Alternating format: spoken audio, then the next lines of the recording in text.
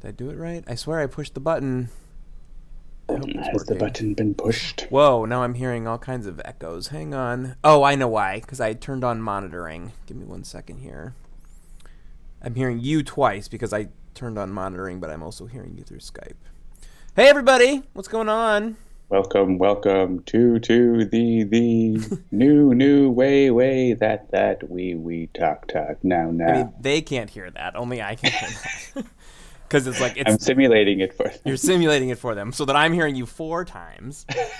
All right, so welcome, everybody. It's Handelabra Live. I cannot tell you how upset I was when I discovered, thanks to Krista, that last week was episode 250 and that I was not, that it was like I had purposely scheduled myself to not be here last week. Like, specifically, the weeks this month were supposed to be last week and 3 weeks ago, but we changed them because I had a thing I had to be at last week, so we skipped it forward by a week, and then I ended up missing episode 250. So I'm very sorry about that. Twice the John, exactly right. But here we are. We're back, and by we, I mean I. How dare you not be at episode 250? I know, Brian the Wolf Hunt, I'm sorry. I didn't do it on purpose. It wasn't until after I had already scheduled things that it turned out that way. So what's going on in Handelabra Land? Obviously, we're going to show you some more Spirit Island because it continues to move at quite a pace. What other fun stuff is happening? Who out there knows who Peter C. Hayward is? Hands, raise your hands. John knows. He's our favorite Aussie, blue-haired Aussie game maker person. And he's actually going to be in town in Cleveland. Blue-bearded, especially. And blue-bearded, exactly. Blue-beard Entertainment. So he's going to be in Cleveland this weekend for Protospiel, and he's going to be staying with me. We actually have been planning some kind of get-together ever since I met him at PAX, I don't know, 5 years ago, 4 years ago, something like that. And he's actually been through Cleveland twice since then, but we've never actually managed to make it happen. My children are very excited to meet a 6'3" blue-haired Australian guy. And it happens to be my youngest daughter's birthday this weekend, so she's getting like an extra present, which is our Aussie by way of Canada visitor. So that's exciting. What's going on with you, John? You're in a new place now, right? That's right. It's Wednesday. It's 7-ish. It's Wednesday. It's 7-ish a.m. Yeah, I am in Hanoi, Vietnam. It's pretty busy here, even though it's actually the quietest it is all year here because it's the Tet holiday. But that is starting to end, or at least things are starting to go back to normal, which is very chaotic and exciting. So, oh my times. God, this leads me into the next thing that I want to talk about, which is that I just finished reading a book called The Infinite Game. And the reason why that triggered it is because his absolute first example of the difference between playing a finite game versus playing an infinite game is the Vietnam War. Because the Tet Offensive, which is like sort of this widely known thing where everybody assumed there would be no attacks because it's this big holiday, as you mentioned, and so the Americans were sort of not where they needed to be when this offensive happened. But the Americans still won that particular thing. I mean, won being a relative term because in war, are there really ever any winners? But the point is that the Americans were playing a finite game where they thought that there was there was like a potential win state that they were working towards, whereas the Vietnamese were playing an infinite game, which was that their goal was just to keep the game going. And that's the difference between a finite game and an infinite game, which actually speaks directly to some tweets that we had earlier today, or yesterday for John, which is the idea of crunch. We at Handelabra play the infinite game. We are playing this game to keep playing the game. We make games so we can keep making games. That's why we do it. And when you crunch your employees to death, they quit, and that makes you not able to play the infinite game. I highly recommend this book. It's by Simon Sitek? I can't remember exactly his name, but he also wrote a book called Start With Why and another one called Leaders Eat Last. I haven't read that one yet, but I plan to, because if anybody knew anything about how we run this business, they know that I very much ascribe to that point of view, that leaders eat last. So anyway, that sounds interesting, but I would mention that the Vietnamese did have an objective to their game, which was to remove the Americans and unify the country. Right, but the point being that they were fighting for something that was beyond what, like, the Americans were fighting to stop communism. If we can just stop communism, we'll win, quote unquote. to them, winning was getting to live their lives, playing the infinite game without, unencumbered by the Americans being in their country trying to do whatever they were trying to do. He explains it in a far more elegant way than I am doing here. I highly recommend reading the book. All right, so I don't know what we're going to play after Spirit Island, but we're definitely going to start with Spirit Island. I'm assuming the last week's build, was it even on our build number list, or was it just a pure dev build that you were running from Unity or something? Just a dev build. Okay, so this is version 0.1 build 2. And so we're going to walk through this. I know John showed off a little bit last week of this new sort of opening, but it was kind of like a slideshow because his computer was very slow and it was a slow connection and lots of other things. So it's still a little bit slow here because my streaming is still not terrific, but you'll get to see it a little bit better. So our story begins with an island. Long before humans ever knew it, the island was there. It was fairly small, of average size, fairly large, or quite large. I don't know, you didn't get a chance to actually show off more than one board, right? Yeah, we could do 2. All right, so let's take a look at maybe an average size. When the invaders came, only 2 spirits were able to fight. They were straightforward in their ways, not always easy to understand, often inscrutable or varied and diverse. I'll pick the second one since we're in the second ones, and this will automatically pick moderate complexity for us. And I think we're probably going to skip the first sign of the invaders with their flags.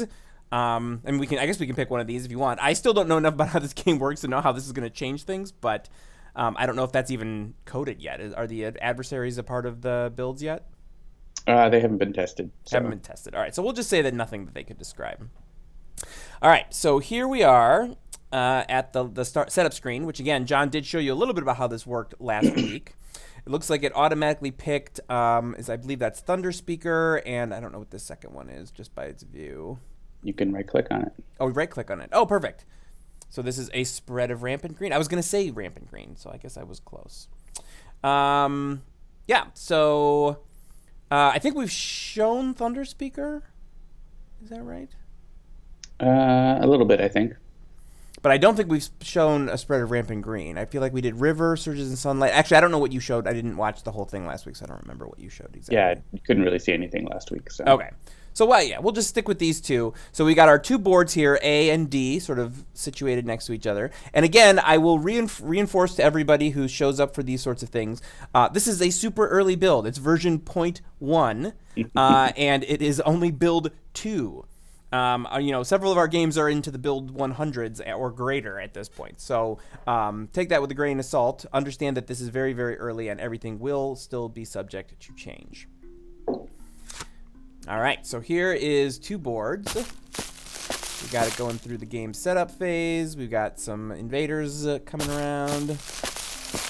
Yeah, and you'll be able to rearrange the map in that screen too to whatever you want. So. Yeah, I did. I was playing around with it a little bit, and you can do some of that, but obviously not, it's not full extent of what you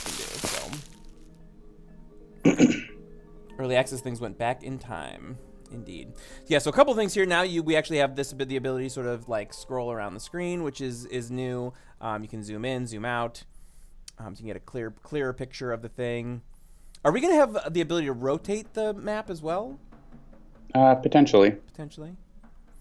Yeah, I know that's something I always wish I could have in Civilization, and in some versions I think you can, but in the more recent versions, like with the hexes, I don't think you can because they want north to always sort of be to the top. So, all right, cool. So, let's take a look at this. Growth, always. Add a presence to jungle or wetland. That's interesting. And then we've got the reclaim cards, gain power. We've got add presence, +1 play a card this turn, gain a power card, or gain energy. And then over here on Thunder Speaker, we've got reclaim cards, gain a power card, add presence to a land with Dahan, add presence to a land with Dahan. Does that mean there has to be 2 Dahan in order to do it? Is that what that means? Or you get to add 2 presence? That means the first icon there means add a presence to a land with Dahan within range 2 of any of your other presence. With range 2, got it. Okay, and then third one here we got add a presence. The arrow means range. Gotcha. All right, cool. So, so why don't we start with tell us a little bit about how a game with 2 boards and therefore 2 spirits is different than a one that's 1 and 1. Sure. So Obviously, there are 2 spirits and 2 boards. Each spirit starts on 1 board, but that doesn't restrict what they can do after the start of the game. Basically, it just informs like where your starting presence is, and then after that, you can have presence on the other boards and stuff like that. So it gives the invaders a lot more room to attack, though. So you can see they explored in the jungle on both boards. So there's explorers in double the spaces as a single board, and there's 2 coastlines to worry about as well. Genagro, it is a cooperative game. You're working together to defeat the invaders. With 2 spirits, you can often coordinate. There are several cards that have to do with targeting other spirits. Like if you look at their cards, I think these spirits have one that's other spirit, but I'm not sure. It'll be in the target. Yeah, so that's another spirit. Target spirit adds 1 presence up to 1 from their existing presence.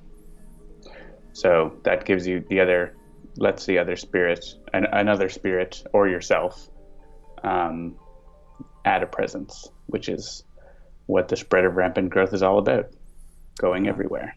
Indeed. So there's lots of synergies between different spirits and their cards. So. All right, so with this spread of rampant green, with this growth always, do I have to click that to add its... No, once you pick one, then you'll get both. Oh, cool. Like that will be added to the things that you do. Gotcha. All right, so now I assume from a strategic point of view, it's very unlikely that you would pick the Reclaim Cards one on the first turn. Typically, yeah, unless you wanted to gain power cards right away. But I guess that makes sense. At the game, you want to, you do all the things in the group. So often you want to add more presence and start setting up to be able to deal with things happening. Gotcha. All right, so let's start with Spread of Rampant Green. Should we add some presence and +1 card play this turn, or should we gain some energy? What are we thinking? Well, we could have a look at what the invaders are going to do and what we can do with the cards we have right now. Alrighty. So they're going to be building in the jungle. The jungle's in the middle. We have presence nearby or in, so that potentially is something we could deal with very quickly. The jungle that's further away at the bottom corner, only Thunderspeaker has presence nearby, but we could get more presence nearby there with Rampant Green. Fairly straightforward, but we should see what our power cards are to see what we can do. All right, so fields choked with growth. We can push 1. Is that a city? Is that the right term? That's a town. Town. Or push 3 to Han. Or push 3 to Han. That's a slow power. So that happens after the invader stage. Got it. All right, then we got Gift of Proliferation. Target spirit adds 1. We just talked about this one. 1 presence up to 1 range from their current presence. We got Overgrow in a Night. Add 1 presence, or if a target land has your presence and invaders, 3 fear, right? Mm-hmm. Yeah.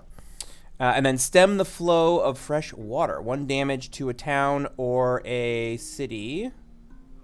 If target land is... Ooh, what is that? Mountain or sand.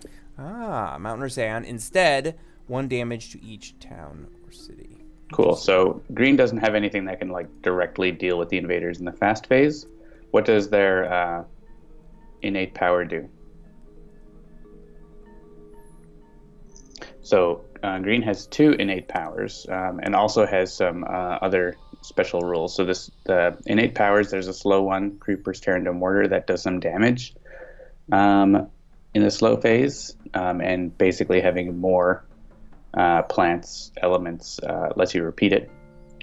And All Enveloping Green is a fast power that lets you defend, so that can be helpful in the Ravage step. There's not going to be a Ravage step this turn though, so we're not super worried about that. You can see if you go back, the special rules of green. Whenever invaders would ravage or build in a land with your presence, you may prevent it by destroying one of your presence in the land. And that seems, why would you ever do that? That's because you can actually use your destroyed presence with green to add presence to the board. So you can actually destroy your presence with the first special rule and get it back with the second special rule. Interesting.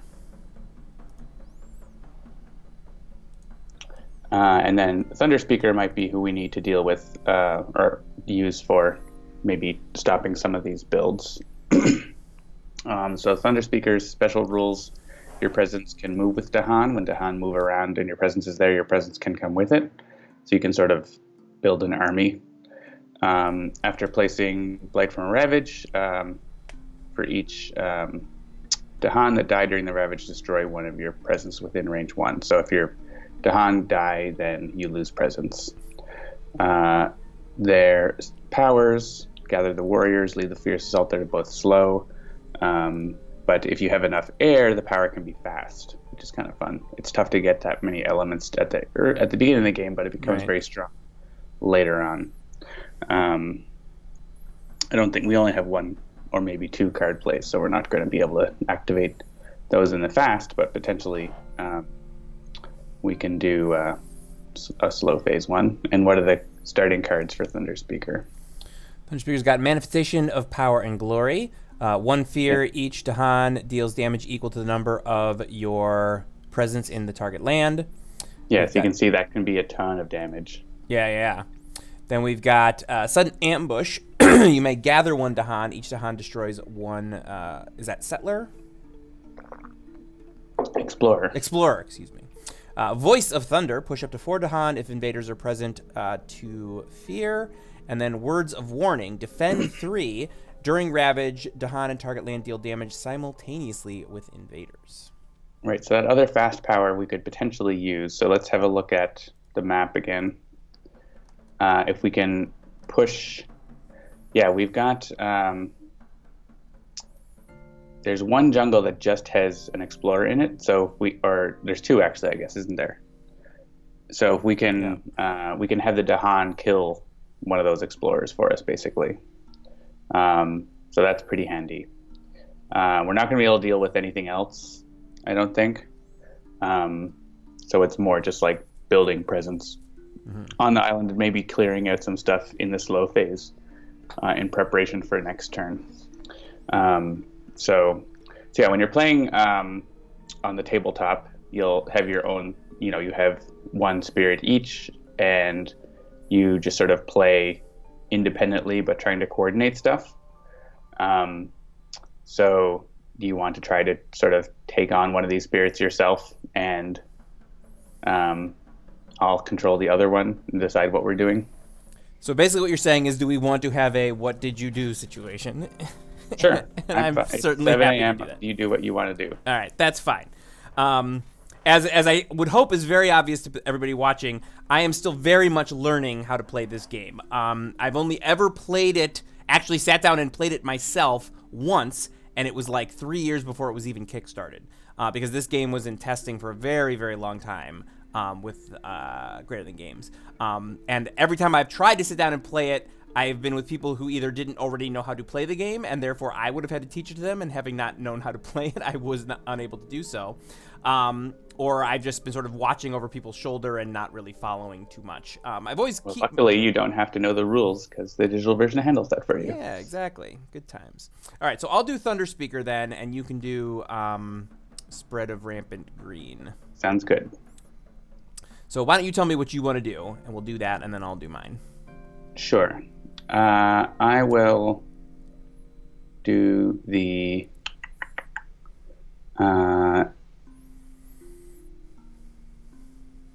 gain power card and gain energy. So I also get to add presence, so you can see the presence thing popped up. Yep. Let's add a presence from my energy track to the bottom left jungle there. Way down here? Yeah, because I can do range 2 to any wetland or jungle, so I can actually get presence down there. Green is it's easy to go everywhere. Yeah, yes. To the jungle. To the jungle, okay. Okay, and then now I need to click a power deck to gain cards from it. I will gain a minor power. Click on the power deck in the bottom right. Oh, right. You said a minor? Yeah. Yeah. All right. Delusions of danger, lure the unknown, call to migrate, or quicken the Earth's struggles. We've got push one explorer or to fear, gather one explorer, or I can't tell if that's a town or a city. A town. It's a town. Gather up to 3 Dahan, push up to 3 Dahan, or 1 damage for each town, city, or defend 10. Yeah. Interesting. Let's go for Lure of the Unknown. I want to get more plant green elements there. So now when it brings up 4 and you pick one, does it shuffle the deck, those back into the deck, or do they go on the bottom? They go to a discard. You can click the minor deck to look at the discard. Ah, cool. All right. Excellent. All right. So then let's see here. So And when the deck is there, it shuffles. Got it.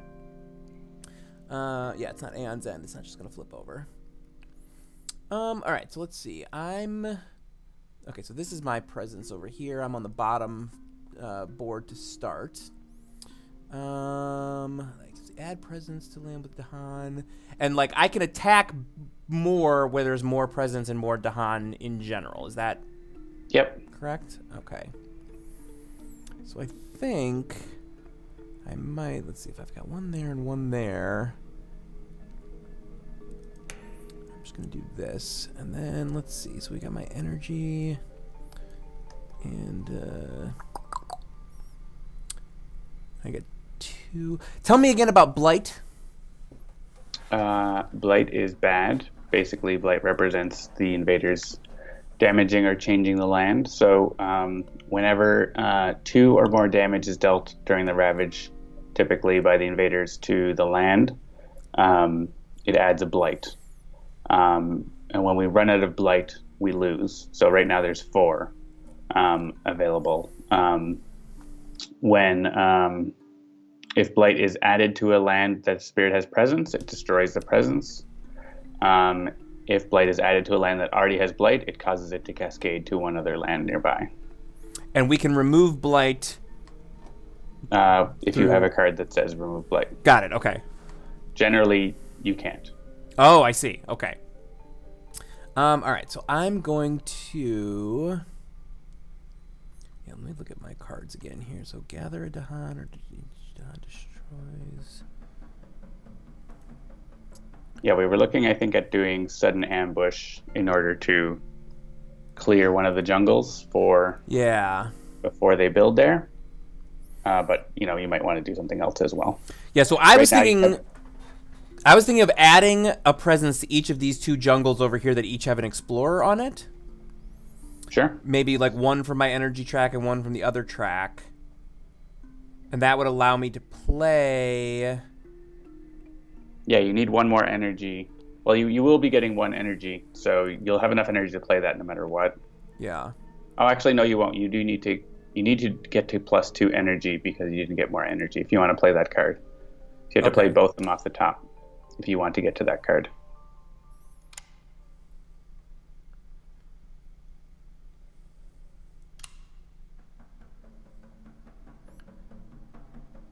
All right. So now remind me about placing presence. It seems like I can't... So the one you chose, you can place into a land with Dahan. Oh, right. Okay. All right, let's just do this then. And we'll play this. Oop. So you did unlock your innate power, Gather the Warriors, because you have 1 animal. But it's a slow power, so it'll happen later. Right. So I have 1 card play. So I could actually gather away one of those explorers. So let's play the new card I picked up.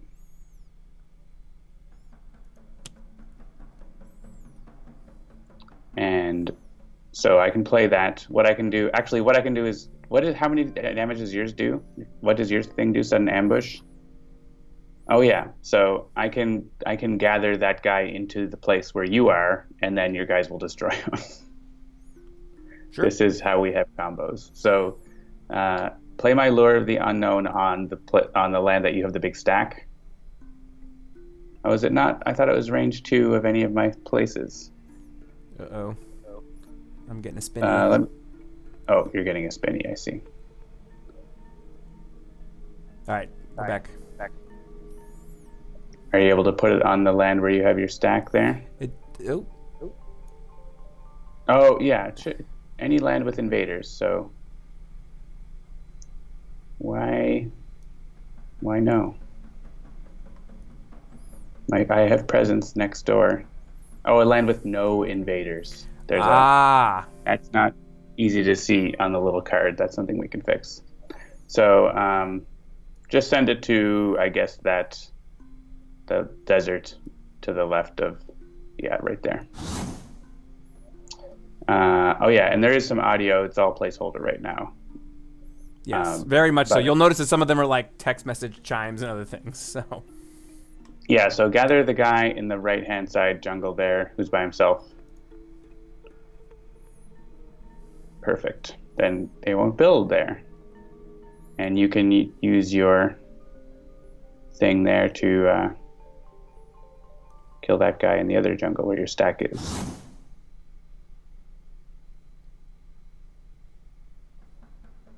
There you go. And now they build. That's going to be a problem. That's going to be a problem. But the other jungles are not a problem, so that's great.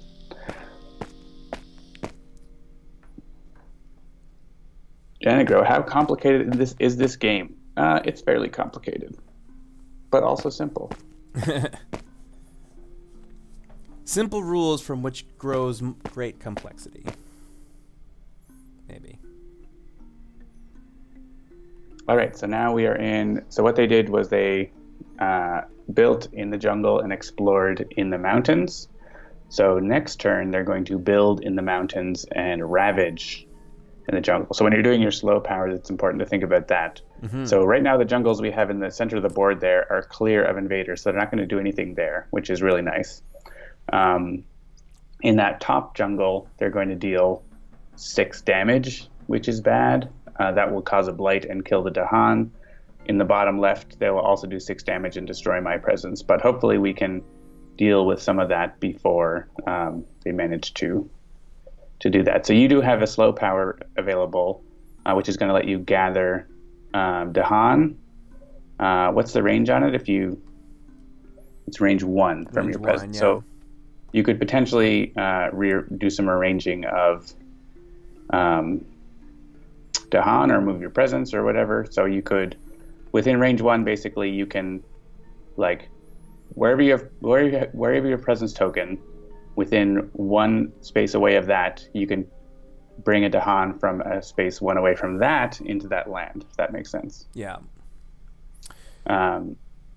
So looking at this, I'm thinking I would play it where we drop that invader in the desert there, bring one of the Dahan from my little village that I have here of 3, assuming that he's not presence along. And that, yeah, right, because I can bring a presence along, right, and then I'll be set up to maybe do some other things, like I could bring that sudden ambush back next round if I want to, potentially. Right. So, all right, so we'll do that, and we'll pull this fella from over here. So I think, is it how many? Oh yeah, you can gather up to, based on how many elements you have. So you have up to 1 per air you have. So if you want to move 2, you can do a second one if I wanted. Yeah, that's probably. You may as well. You're going to be best equipped to deal with things up there. And now you have this is your ability. You can move presence, so you can basically click the land to move more presence, or you can stop if you want. I think having a sacred site there would probably be good. Okay. Cool, and we're on to a new round.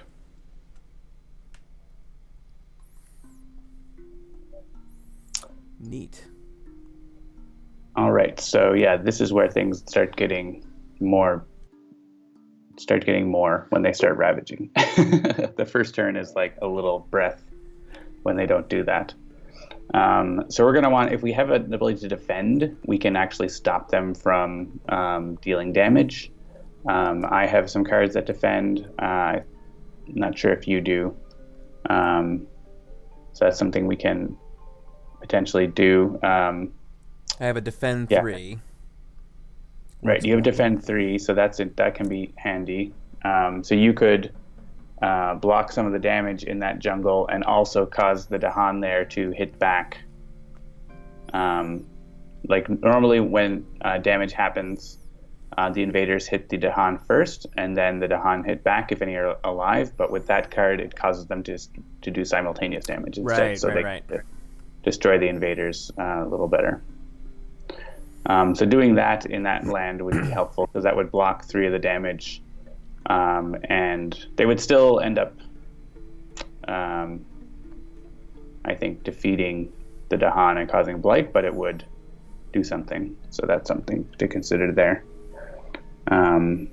You could also get that power card back, but you wouldn't be able to play 2 cards, right? Because right now you can only play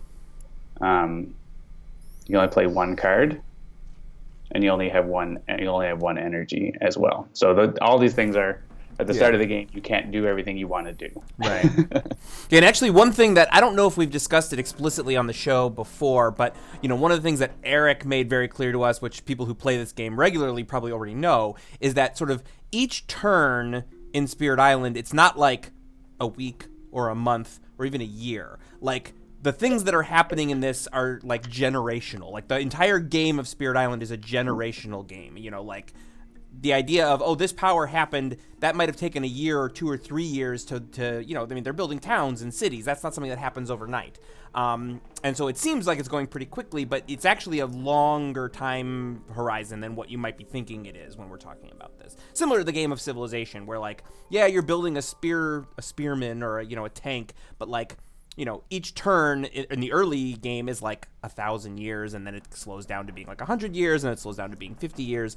So it's a similar kind of a thing here, where each turn is a big time horizon. It's not 1 day or 1 week. So something to think about from a thematic point of view. Yeah. So dealing with Ravage is one thing. Also, preventing them from building is even stronger than that, because it prevents future ravaging in that area. Can I have a look at my spirit panel again? I just want to see how much defend I get from. Right. Oh, I can totally just prevent the ravage in that jungle by destroying presence. So I'll just do that. That's going to be great. Then what do my other fast powers do? And the cards are on the cards. So you got target spirit adds 1 presence up to 1 away, and add 1 presence, or if target land has your presence and invaders, 3 fear. Right. So I could actually prevent both of those ravages if you want to focus on stopping the building in mountains near you. Sure. Let's go ahead and imagine I know what that means. So using fast powers to move explorers and things away from the mountains so they don't build anything there. And so that's... Your fast power that you have right now, what does that do again? Defend 3 during Ravage, Dahan, and target land deal damage. So you don't really have the ability to do that right now. Unless you got your power card back, but you don't have enough energy to play it. Yeah. So, and I don't think I have enough to deal with stuff. So what you can do is plan to destroy the stuff that gets built, potentially. Okay. You could play your big damage. You could bring your Dahan somewhere and destroy a bunch of invaders with your big damage card or something like that. Just in the slow phase. So plan to be able to do it in the slow phase, basically. Does that make sense?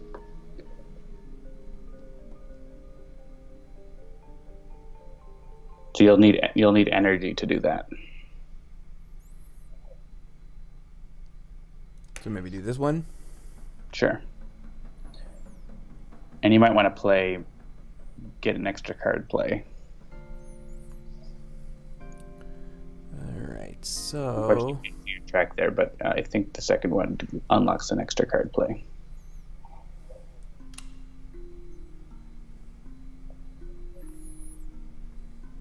So is it generally, and maybe the answer to this is there is no generally in this game, is it generally good to try and sort of like blanket the board with presence?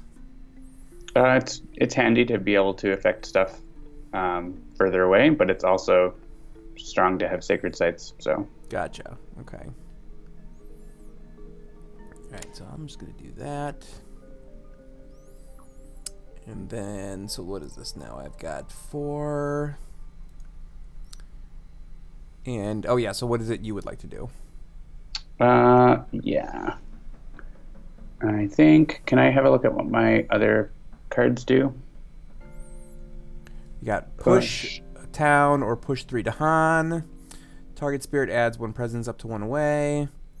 Add 1 presence, or if target land has your presence and invaders, 3 fear. Or 1 damage to a town or city if target land is mountain or sand. Instead, add 1 damage each. 1 Right. damage each. Interesting. So I could basically send Dahan or invaders into that mountain for you to grind them up in the slow phase. So maybe I'll do that. Can I look at my spirit panel again? Yeah, just think, when can I get to 2 card plays? Also, yeah, I have lots of energy because I did the energy thing last time. So let's do the middle one, which is add a presence and +1 card play this turn. And take from the bottom row and put a presence. I think still up in that jungle in the top left. Right here? Yeah. Because I'm going to lose a presence there, so I want to replace it. And I get to add another presence. Yeah, I could play 3 cards this turn. That's exciting. Okay. Let's do that again in the very bottom left there. From the same track? Let's go from the top track, actually. Sure. Get me more elements for my abilities. So that gives me a plant element every turn, no matter what, which is pretty great. All right, so you can play 2 cards, and I can play 2 cards. It's only showing 1, but I do have a +1. I'm not sure if that's just not appearing. I do not know.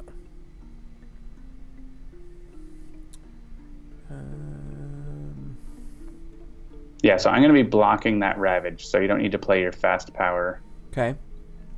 But you could play your other cards, and I'm sure make use of them. Oop. Okay, there we go. Okay, so I'm going to play... that's my first card there. I think that was the one I wanted to play. Yeah, that one. And we could do adding presence one. What's the other one again? Is adding that or generating a bunch of fear is good. Let's play that. Let's play the second card. Yeah. All right. Oh, and I get my fast power. What does that do again? My fast innate power defending. I can defend 2. So that's not really gonna change what's going on anywhere. So yeah, that power I can either add a presence or I can, and that's any land. There's no range restriction on that, which is kind of fun. Mm-hmm. Just add a presence anywhere. I think we'll do the generate fear. So let's do that on either the top left or the bottom left land. The jungle, just do that and generate fear. This one? Yeah. 3 fear. The button on the card. Oh, I see.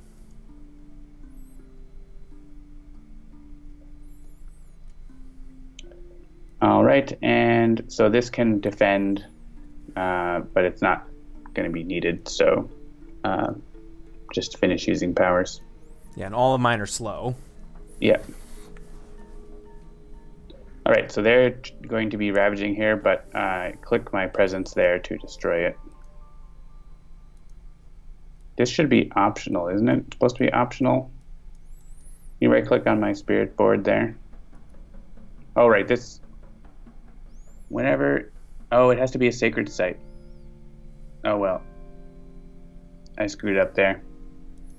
I didn't see the icon. So you have to destroy a presence. Yeah, I was going to say, it's like highlighting my things over here. Yeah, so it's either... You have to destroy a presence because Dahan are getting killed. So we screwed up and things are going bad. So would it be better to lose all presence in this mountain range, or should I not take this down from a sacred site to just a single presence here? Up to you.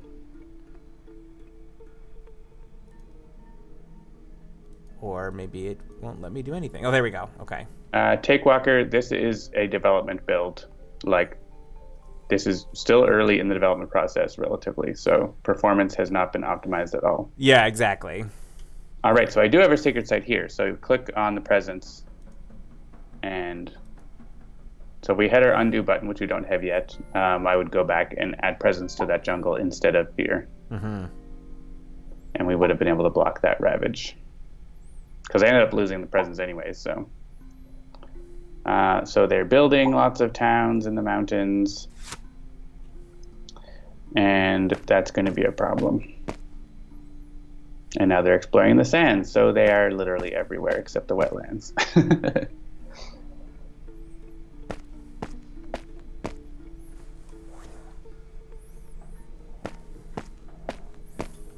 And that animation needs to be fixed up. They're like coming out of the ground.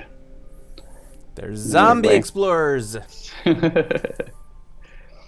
Okay, so now we have some slow abilities. So basically, I can push things into the area where you want. Like if you have your big card there with the 4 cost is like the big thing, right? Like you can... Each Dahan deals damage equal to the number of your presence in the target land. Right, so I can like push Dahan for you into place, or I can push invaders into the place, and then you can do a bunch of damage. And you also have Voice of Thunder, right? Does that move Dahan? Yeah, I can push up to 4. And if invaders are present, or if invaders are present, to fear. Right, so that lets you move your presence too, right? Because you could push your guys out of the sands there into the mountains and kill all the stuff there. Yeah, or you can just do it where you are. So remind me again. So an explorer, basically, you hit it once and it's dead. A town, you have to hit it 3 times. Explorers have 1 health. Towns have 2. Cities have 3. Cities have 3. Okay, got it. So here, that is a town, and then so the one that has like the 2 little buildings is a town, and the one with the 3 over here, that's a city. Got it. Yep, and not by coincidence, the one with 2 houses has 2 health, and the one with 3 houses has 3 health. Oh my god, it's like someone designed this game on purpose. All right, cool. So, and then what do I have? Lead the Furious Assault. This map, destroy 1 town. Oh yeah, you can just destroy 1 town for each 2 Dahan. So so if I were to get a second Dahan, well, I guess you could do that Voice of Power or Voice of Thunder in that sands there, right? Just destroy the town. The upper sand here? Yep.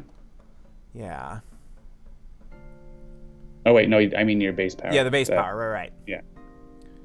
All right, so we could do... Because there's 2 Dahan there right now, so... Isn't that... Oh, what's the range on that?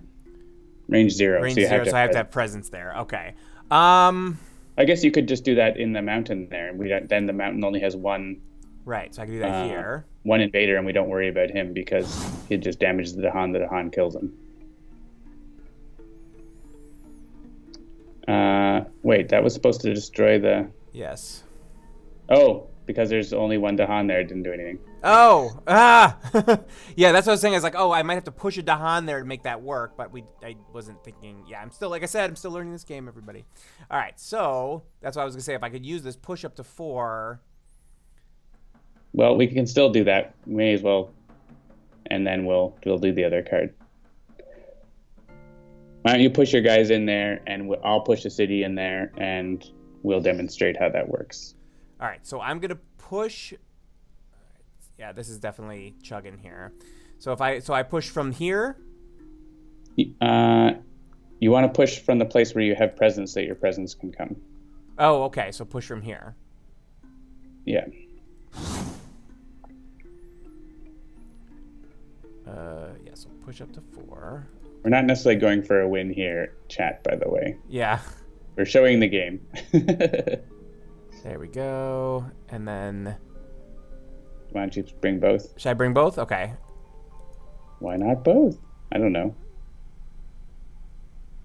I'm getting a spinner again.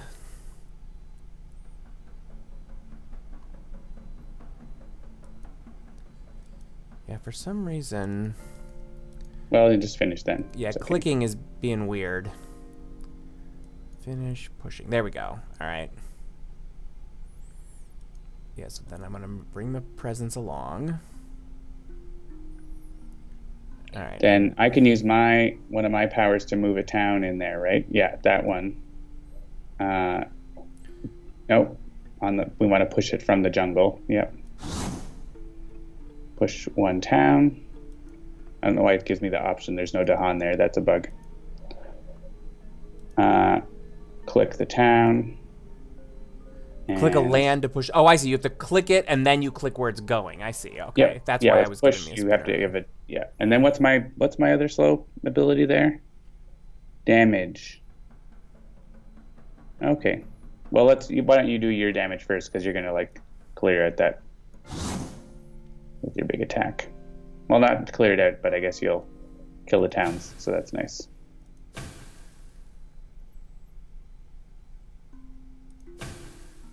Okay, you don't kill the explorer. He'll kill himself. Oh, right. Sorry. I thought it was going to automatically do all of the damage in one click. That's why I didn't realize I needed to do 1-1 and then 1-1. Got it. You need to be able to assign damage one at a time, because that's how the game works. Yep. So for me, I can do damage to... Oh, it's only 1 damage, so... Yeah, so I guess do it there and finish the town off, because you didn't do it right. Oh, yeah. Except I can reach it. Oh, right. Well, that power's not going to do anything then, so... Okay. Unless I can repeat it. Do I have enough elements? No. If I can repeat the power, then I can like actually destroy a town, but you can just skip that then.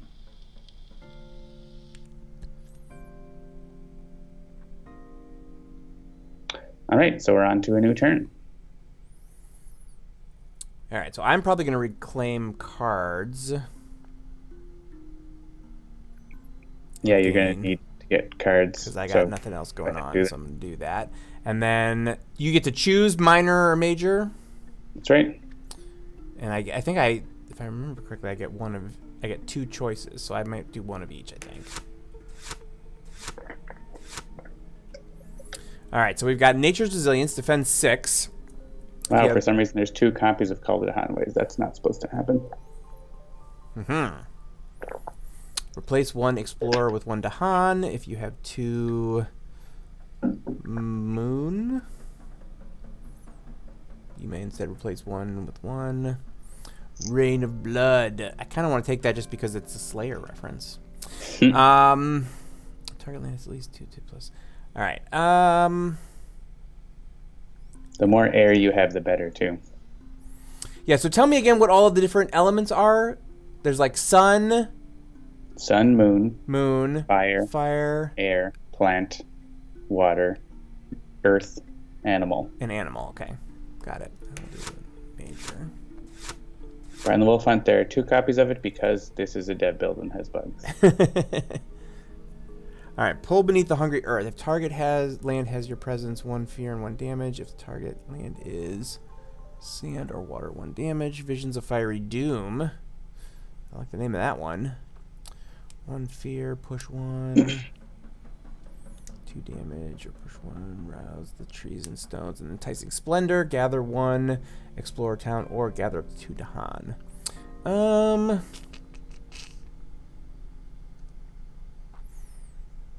Yeah, am I gonna have? Yeah, I'll grab this Visions of Fiery Doom, because I think there's a chance I could get enough fire to trigger its, like, secondary thingy.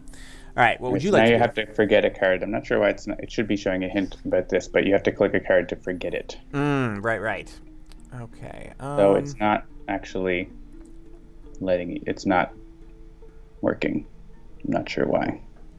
It should be showing, like, it should be letting. Can you click on one to like just a regular click to forget? They should be highlighted, so something's wrong there. It's probably. Yeah. This is probably the end of what we're doing. Okay. Well, yeah, that's fine. It's been almost an hour, and, you know, we showed you a little bit. I mean, this is literally the first time you've seen more than one board and more than one spirit in a game on the stream, and obviously it was starting to chug along there, being a dev build as it is anyway, so that's a little bit of fun Spirit Island-y stuff. I'm going to go ahead and switch us over to Sentinels, which I think is what we're going to play. I think you played some one-deck dungeon last week, right? Did you play anything beyond that? Yeah, one-deck dungeon and Sentinels. Oh, cool. All right, so we'll do some Make Sentinels. sure to quit Spirit Island. I will. I'm going to switch the thing first, and then I will. So let's choose this, and then switch the window to Sentinels. Yeah, I still haven't probably played as much Spirit Island as David has, so we'll have to get him on a stream because he knows the game better. Indeed. Strategically. All right, let's turn the music back up a little bit. If you're wondering there, since Jeremy got a major power, he needed to forget one of his existing powers, and it was supposed to let him choose one, but apparently there's a problem, so that got stuck. All right, so here it is. Oh, and then Sentinels just crashed. I had it running the whole time. Oh, in the we're playing background, so Sentinels? probably... Okay, so I'll bring that up too. I'm on the beta branch. Is that fine? Yep. All right.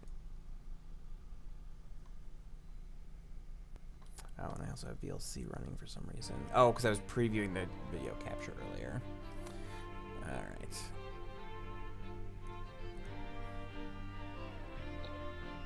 Steam. I think the new Steam, even though it looks fancier, or maybe because it looks fancier, it is slower. I agree with that assessment.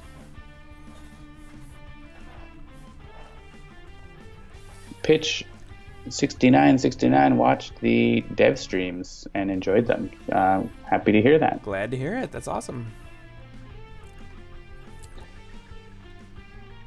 I am happy to encourage people to make games.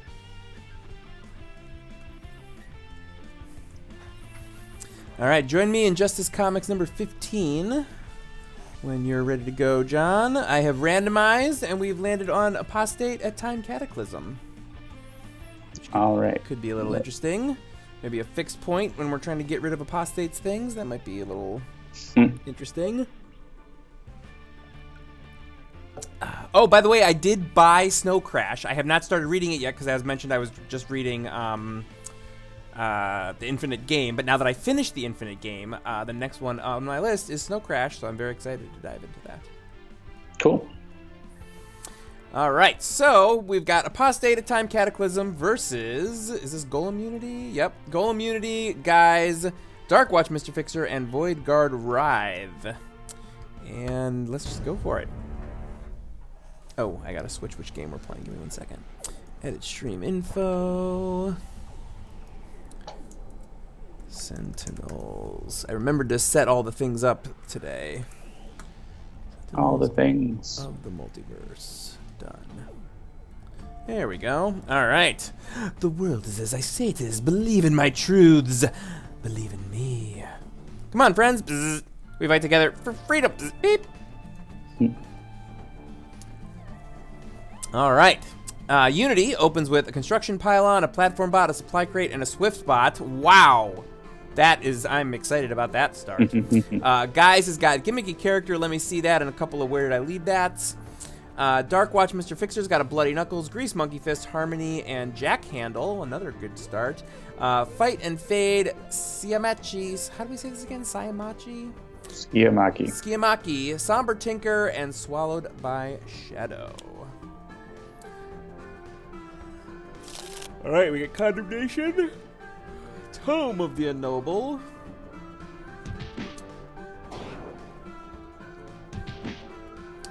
Probably not the worst possible start. What do we gotta do with the tome then? Whenever a player draws a hero card, play the top card of the villain deck.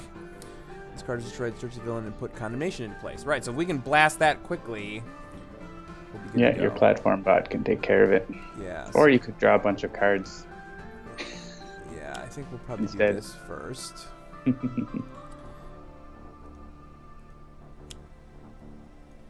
Yeah, I guess the question is... I guess I'm gonna skip this. Yeah, I do, but I don't. But I do, but I don't. It could be bad. Yeah, let's say no, and then we'll just do this. And that's fine. I mean, I start with this apply crate, so Yeah. I'll be able to get cards. No problem. Better than it playing like Runes of Malediction or something, and then your plan is gone. Mm-hmm. So. Well, let's play gimmicky character, sure. More like Yondemnation. Indeed. Discarded 2 targets, so I regained 2 HP. And the fiendish like the presidential card said. pugilist got discarded. Guess that would have been fine for him to play. Good. Good. Draw a card or play a card. I would like to draw a card. And we have damaged Apostate.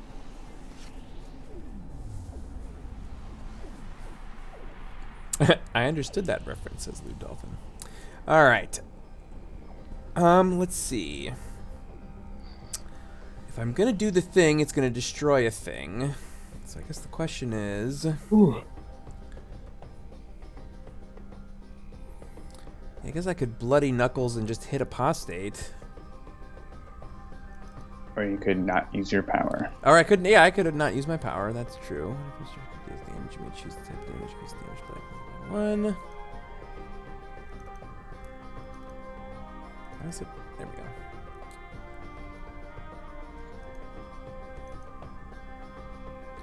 Yeah, if I'm gonna do that though, I'm not gonna use my Bloody Knuckles. I guess I could. Yeah, this early, I don't know what I want to do.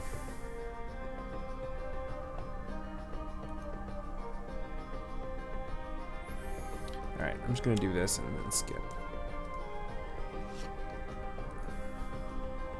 That is what I would do. Hey! I accidentally did the right thing that John would approve of.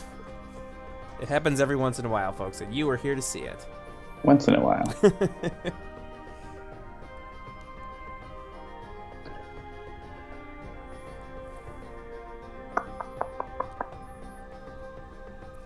The audiobook tome is so much better. Well, you know, Apostate did read it himself, so you really get the feel for how it works.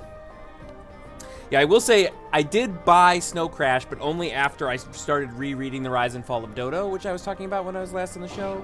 And I was like, man, I feel like this would be now my 3rd time reading that book, and I'm already a third of the way through it again. And I was like, I really should just get something new. And so that was when I was like, I went out and bought Snow Crash, and I'm like, when I finish Rise and Fall of Dodo, I'm going to read Snow Crash. But then I took a detour to read The Infinite Game. So now I'm like, well, Rise and Fall of Dodo can probably wait, and I'll dive into Snow...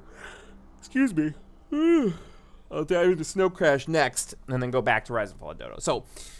yeah, the long and the short of it is that I have gotten back into reading again. I spend so much of my time reading like blogs and Twitter and Facebook and articles and whatever's that like I rarely let myself read long form, and now that I'm doing it again, I want to kind of lean into it. 2 years ago, I read like 5 books. Last year, I read 0, and so this year, I guess on the evens, I'll probably read books, and on the odds, I'll read nothing. Maybe that's the way that I'm going to be going. Writhe is having a turn. So it would seem. Alright, damage to condemnation is irreducible, so have fun with that.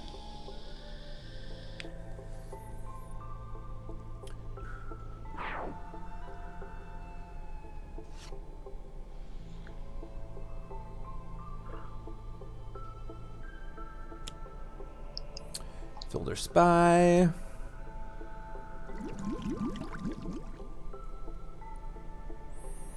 Rude. We got the Gauntlet. Yeah, Mr. Fixer can take this. Unity might hit herself to do things, so I'd rather not have her take it.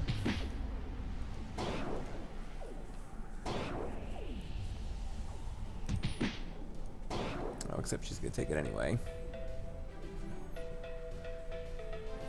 Alright, so get a scrap metal. Do I want to play that? Could be something for Mr. Fixer to destroy.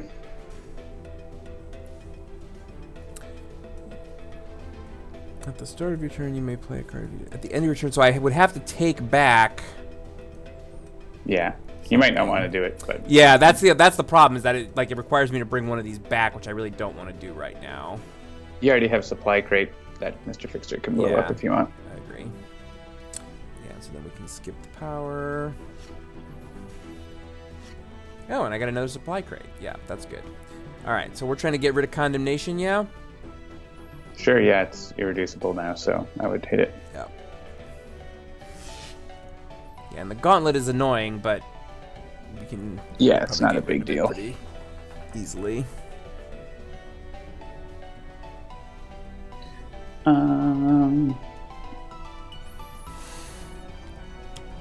Still want different cards.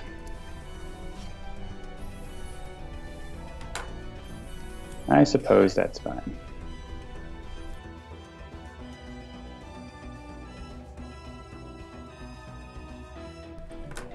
Still gonna do this again. I support you. Raptor Bot. And maybe I'll play Total Beefcake.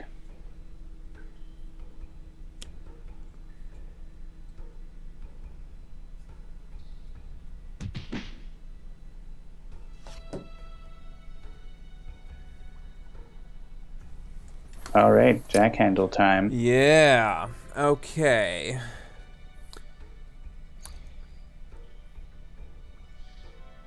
Yeah, I feel like... Yeah, this might not be the way that you would play this, but this is how I'm going to play it.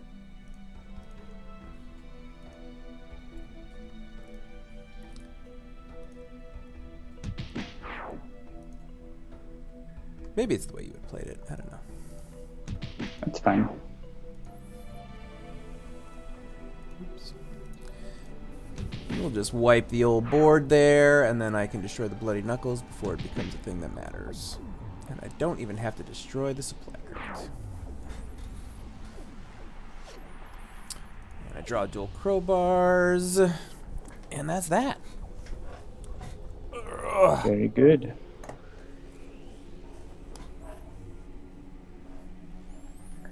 I guess Apostate never really heals himself, does he? I guess he does when he...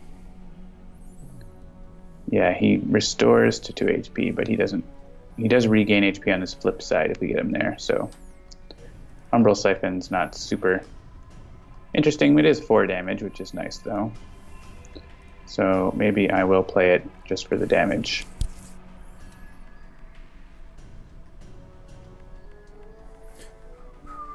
I actually went on a Sentinels of the Multiverse music kick over the break where I was literally just listening to Jean-Marc's soundtracks over and over again.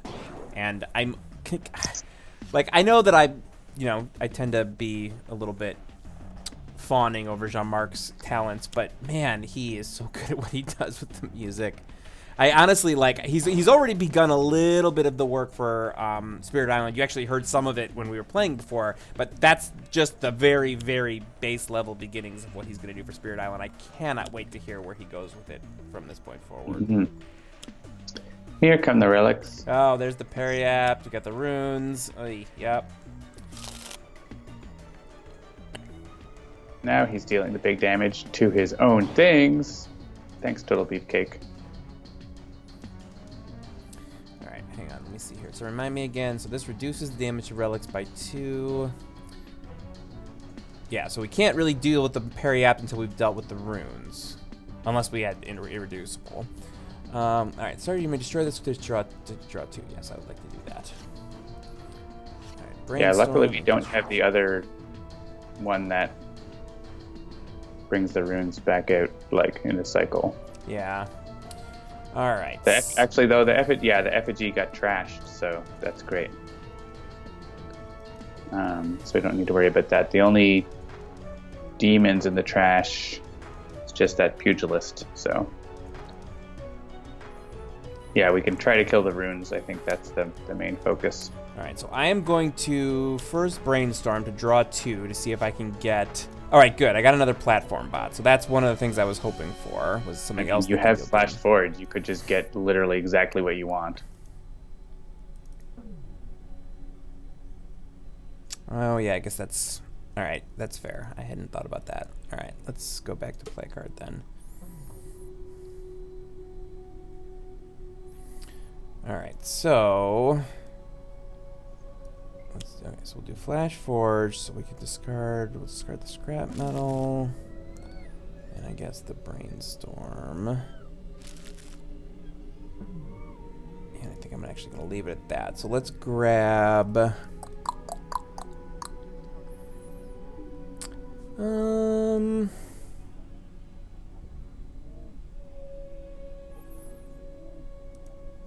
Yeah, I'm gonna grab a Raptor bot. That'll be how many is that? Let's see. X is number of mechanical golems at play +1. If you want the most damage, then I think 2 Raptor bots or Raptor bot and Champion bot. Yeah, that's. I was trying to do the math in my head. Like, should I grab a second Raptor bot or should I grab the Champion? Yeah, I think let's do it with the Champion. And then we'll play the construction pylon. Blast that and get these into play.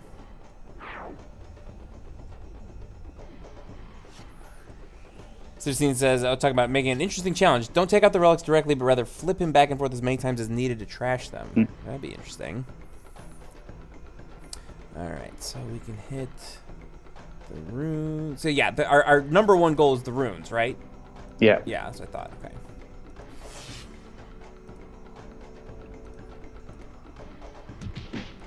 There you go. Go Raptor bot. Good, good. We got the Fiendish Pugilist. And then Mr. Fixer will kill everything else.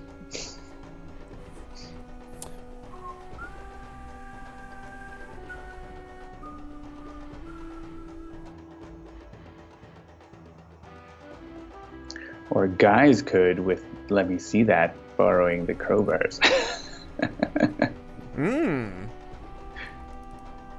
That can be useful if you get a combo going, but I don't have it right now, so if I can get Guise the Barbarian and the Jack Handle and other stuff going. So we'll see if I can get there. I really want to have more cards, so let's try this.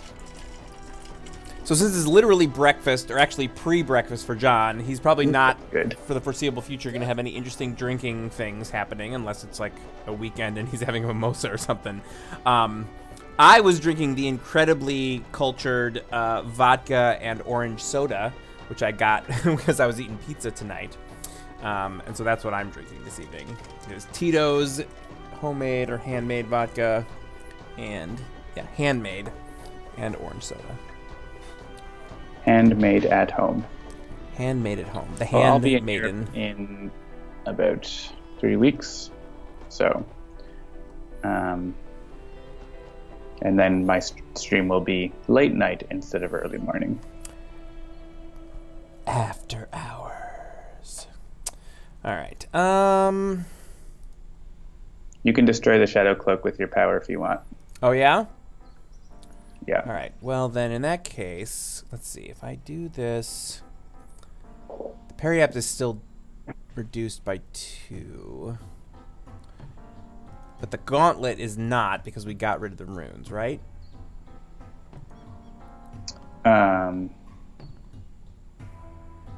Yeah, the Periapt has its own damage reduction. That's it. And right. Pugilist gives Apostate -1. All right, so I think we'll leave this. So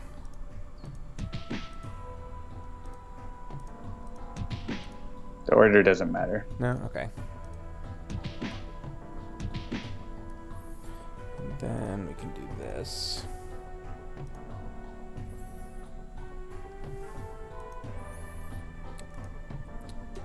Yeah, we got to get rid of the Pugilist first. Good. Yes, this will work.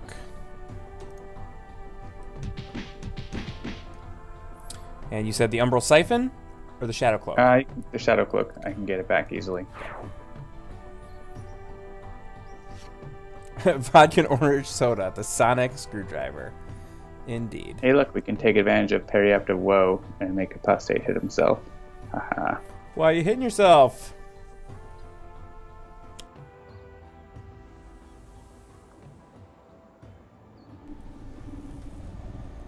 And the Tunnels of Madness. It's 3 and 3 he's hitting himself for.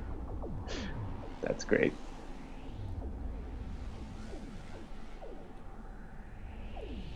And I don't have the Shadow Cloak in play yet for Shadow Cloth, so let's play Dark Lab. Yeah, it's very Matrix-y Take Walker. Periapt of Whoa.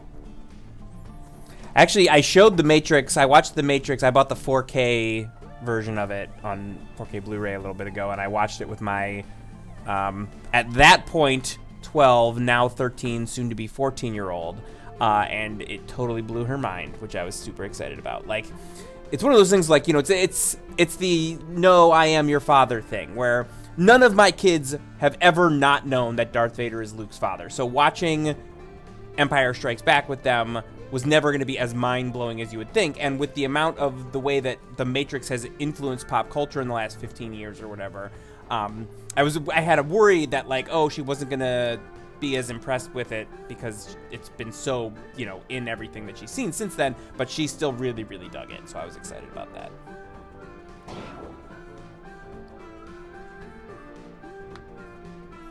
And now Apostate's going to keep hitting himself.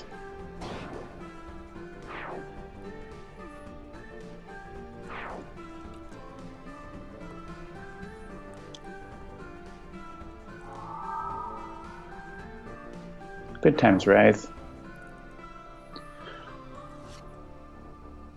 Oh, so I'll say the thing that I meant to say, which was what was triggered in me when I was talking about Jean-Marc's music, which is that this piece of music for this environment is such an amazing thing that it just blows my mind. Like, every time I'm listening to it, I'm like, oh, we're in that environment. Wait, are we though? Where are we? What's happening? Because he, like, mixed all of them together in such interesting ways.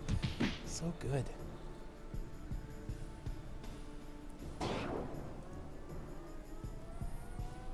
But Louis says, I have never seen Matrix 2 or 3. Well, that's fine. You're probably not missing a ton. Like, I thought they were. I like them. I thought they were fine, but they definitely weren't as good as the first one. Sure. I mean, the first one was a crazy ride that no one saw coming. Yeah. Could have expected, right? Like, my friend Jim, and you know Jim. Yep. He was one of the people that was like, "Oh my God, Matrix 2 and 3 did me dirty," and like he was like mad about it. Like, oh really? Yeah, he was like, "Oh, I can't believe how badly they screwed that all up." So, which is fine. I think with the Animatrix, it works all better, like a lot better. Oh, I love the Animatrix. Yeah. I love all of that stuff.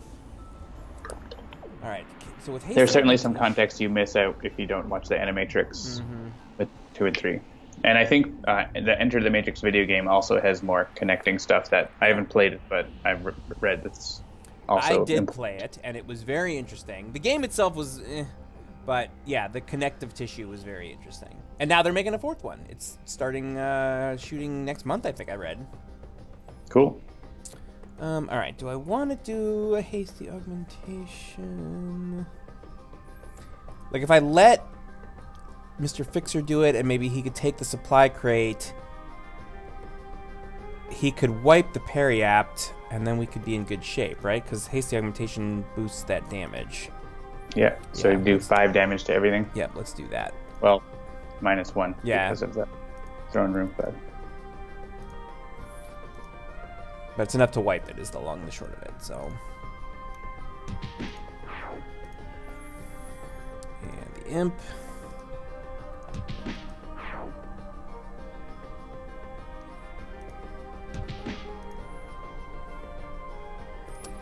And we can destroy the supply crate. And then we're just gonna wail on Apostate. Do I even want to? I don't need the B-bot. It's fine. gives you more damage for your Raptor bot. Oh, yeah, I guess that's true. Oh, well, it's fine.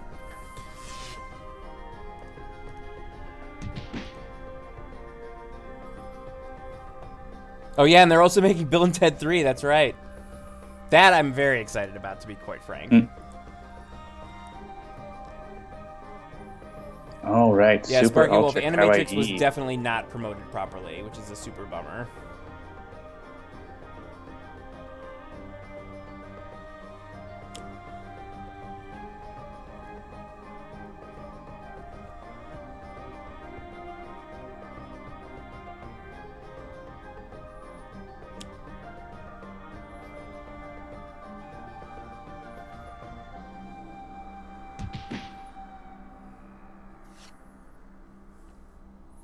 Yeah, I need to. When did the last time I watched the first Bill and Ted? It's been a while. Oh, this is perfect. I can play. Yeah, on Mr. Fixer first, and then you can play a style, and it doesn't get blown up. You good to do that? Sure. This is the best way to do it.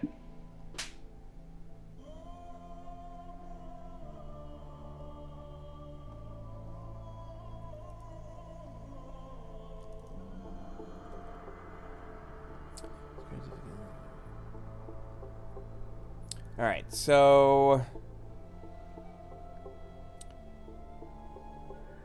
when you said it, it totally made sense, but now I don't know what I need to do to make it happen. Okay, Play Grace the Monkey style. Fist. Play the style. Okay, I wasn't sure if I need to play Harmony or something like that. All right.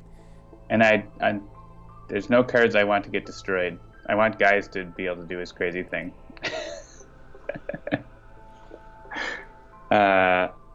You can use your power if you want, but I want Guise to be able to do it, so I would say skip here. Yeah, is there anything else that can be destroyed? I'm just looking to see. Yeah, not really. That's fine. I can skip here. We're good, because Apostate is hurting. Hey, look, Overdrive. Yeah, I want to play Selling Out. Well, let's play. I need to play the Let Me See That and Selling Out, so we'll go with Let Me See That. Guise borrows the jack handle.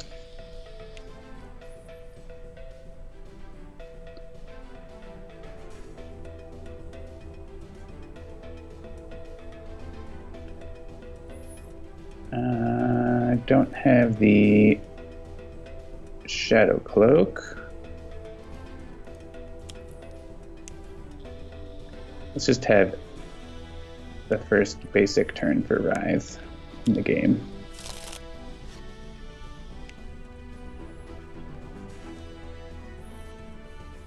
And Guy's gonna play Selling Out.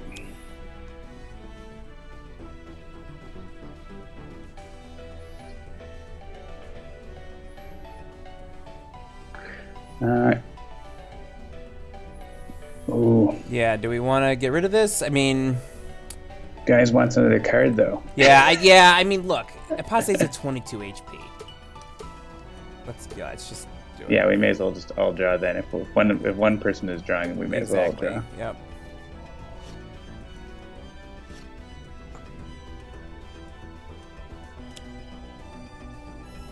Fixed point! There's the fixed point. That means all Guys' stuff is gonna stay. That's amazing. Uh-oh, Sparky Wolf, what is the terrible plot hole in Bill and Ted at the end of the movie? Is it the fact that time travel doesn't work? Because I would say that might be it. Oh man.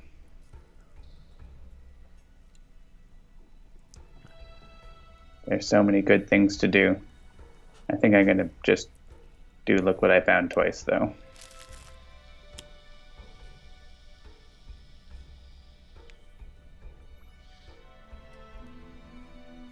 This is cold damage.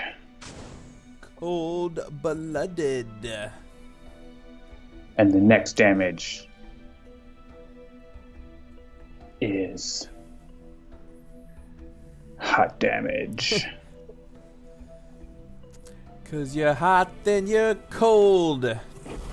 Man, guys having fixed point with jack handle and dual crowbars. Oh, good. And Apostate does nothing. Apostate's going to get killed by Unity's bots, I think. Sure looks that way. But guys could, like, literally guys could have... He could have Blatant Reference going on. He could have Extreme going on. He could have dual crowbars and jack handle happening. That's ridiculous. So... Unfortunately, Apostate doesn't have enough hit points for us to really wail on him forever.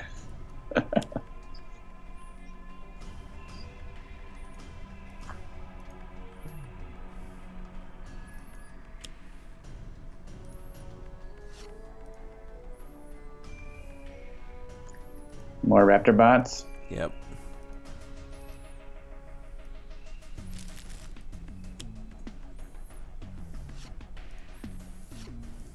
Except, oh, we will get to wail on him because of fixed point. Oh, yeah! That's awesome. Oh, yeah, Apostate. see how far in the negative we can get him. Do it.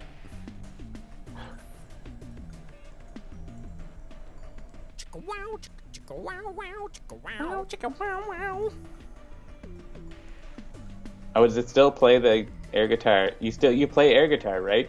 And destroy the card, so we get 2 air guitars.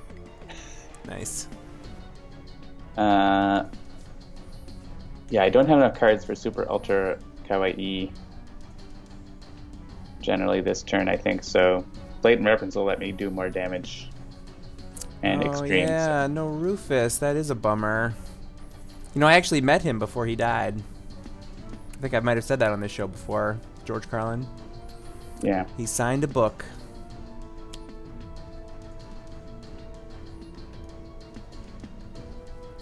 Now we're gonna do lightning damage.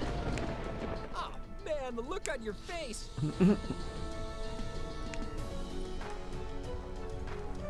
I will discard Blatant Reference. Take Walker, you didn't know that Rufus was George Carlin? Psychic damage to Take Walker. How far down do you think we'll get Apostate? Let's see. What is the... Oh, I guess guys won't have dual crowbars, unfortunately, will he? But you could have your own dual crowbars, or you could have Harmony. Harmony will do just as much damage. Yeah. Or you could Overdrive, too. That's yeah, I was good. thinking about Overdrive, but this is fine. Harmony gives a +1 to guys, though, so...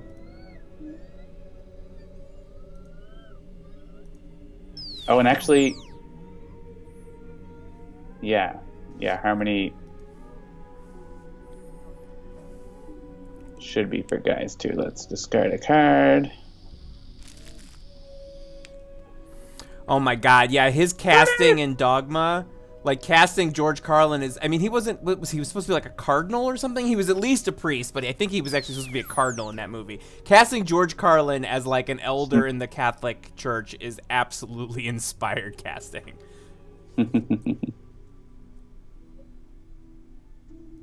Alright, max damage to Apostate here. Cardinal Glick, yep, there it is. Very nice. The Buddy Christ. Oh man, I gotta watch that movie again. I will say this. As much as I remember enjoying Kevin Smith movies, I haven't watched one in a while, and I have a sneaking suspicion that some of that stuff probably did not age very well. suppose I could watch it again just to find out, but his comedy definitely feels like the kind of stuff that felt pseudo-progressive back then, but is probably like just to the wrong side of woke these days, if you know what I'm saying. But I don't know. Well, we can't destroy the card. We may as well draw. Yep. Apostate at -28. Not bad. Yeah, but Louis, that's exactly what I was just thinking. I was thinking of Chasing Amy. Like, there's some stuff in it that's probably seemed really interesting at the time, but when you think back on what it was basically like, you know what, I'm not even going to say it because we're kind of a family-friendly show, so I'm not even going to go there, but I have some very sneaking suspicions about that movie not being as great as as we probably thought it was way back when. I am talking Kevin Smith. A lot of it still holds up, actually. Yeah, are we not all talking about Kevin Smith? I think we're still talking about George Carlin. Oh, George Carlin in general. Yeah, no, actually, George Carlin stuff has actually aged really well.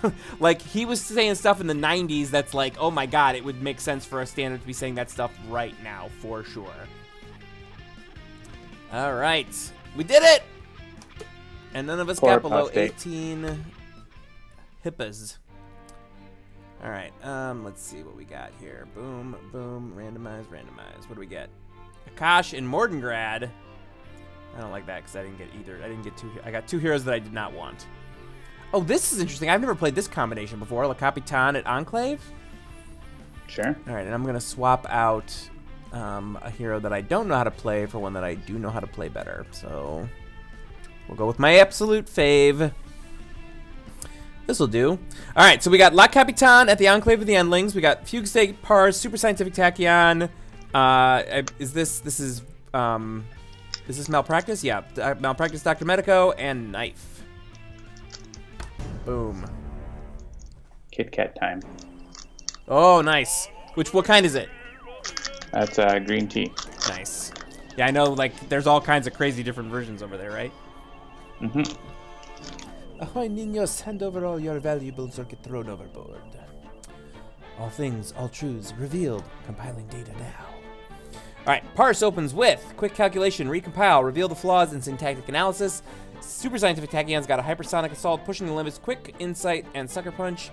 Dr. Medico's got a flare-up, healing pulse, positive prognosis, universal donor, and KNYFE has got flawless execution, overcharged null shield, prime punch, and wrecking uppercut. All right, so La Paradoja Magnifica comes out, as it is wont to do. What was his sitcom? Why am I not remembering that?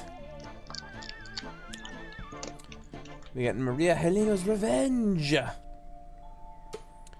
Chip is doing some chip damage.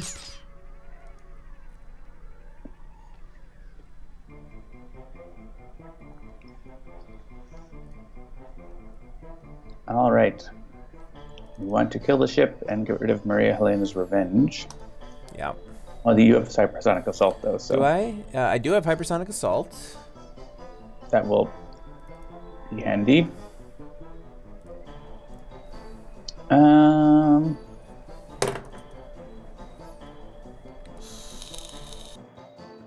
Yeah, I'm going to go Syntactic Analysis on Parse, because I might end up with a +1 damage against the ship, which would be nice. Nope. I have ongoing cards I can play. Sure. Some say Lude is still trying to get rid of the Amazing Mabel. And play those in case Mabel comes out and starts destroying our stuff.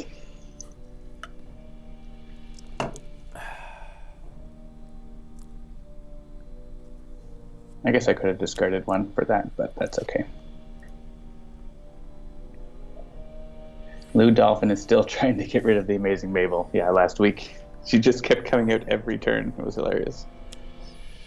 I don't know if you need Hypersonic this turn, because we're probably not likely to get rid of the ship this turn. Sure.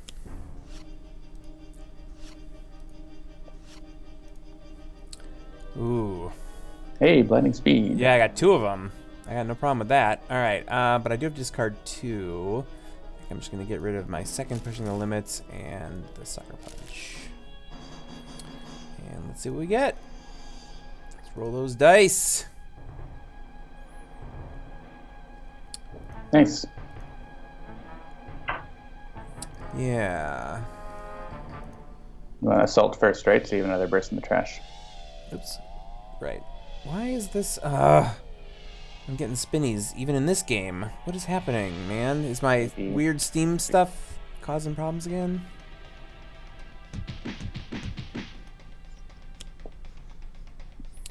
Alright.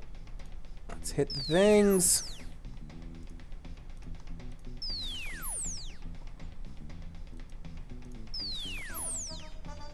Cool. Pretty good turn for Tachyon. Another hypersonic assault. Oh, wow. Tachyon is coming to play tonight.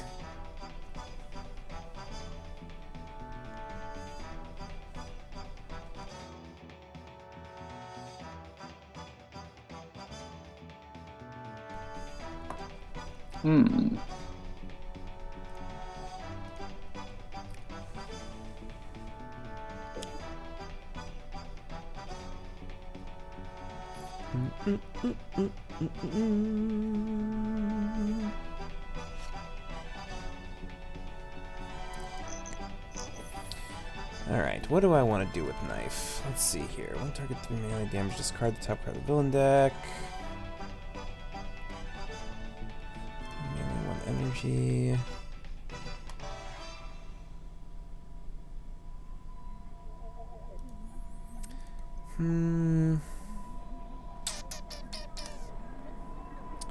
Yeah, and this is base knife, so it just deals 1 target 2 damage.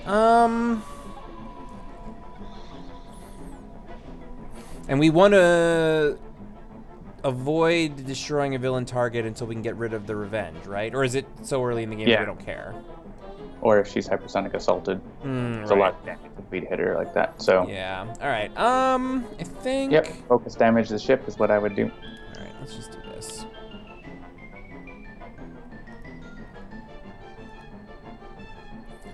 I mean, it's gonna be 6 of one, half dozen of the other right now, but we're gonna get ourselves primed to start boosting some damage, hopefully. Draw an energy burn. Corrupton.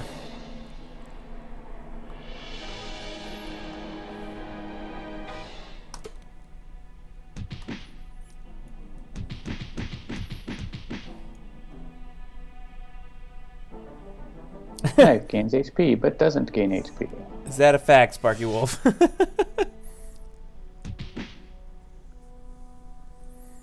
don't know exactly what position it was, but...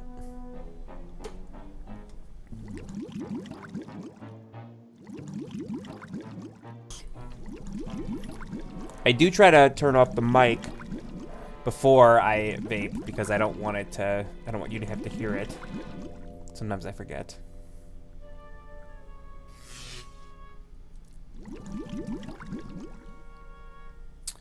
All right, so she reshuffles. Sure, if you can take it.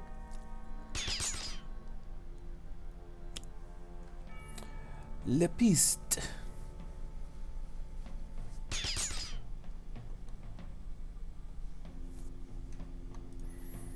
So right now I'm also trying to finally finish up Silicon Valley, which final season just came out a little bit ago.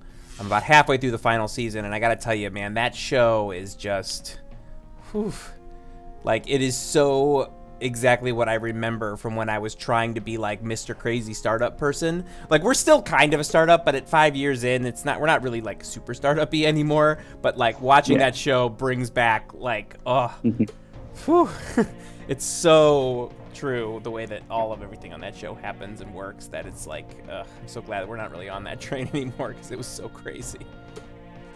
Oh yeah, the last episodes of BoJack come out this weekend. Oh man, I'm still like 2 seasons behind on BoJack. I gotta get caught up on that. We caught up, and it's a lot. Yeah. It's actually like things are going better for BoJack, but you know it's all gonna go bad. Mm-hmm.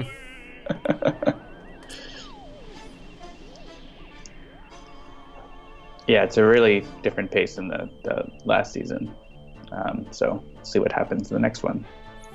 I did just finish watching. What was the show that I just finished watching? It was like a. Oh, man, why can't I think of it? It was like one of the big, one of the big deal shows that was coming out. Oh my goodness! There's a show coming out on Apple TV Plus that's about a game studio that looks hilarious. I'll have to figure out what that was. All right, let's discard all my cards. Oh, speaking of canceling the apocalypse, I just watched both of the Pacific Rim movies with my kids, and they dug them. Super great.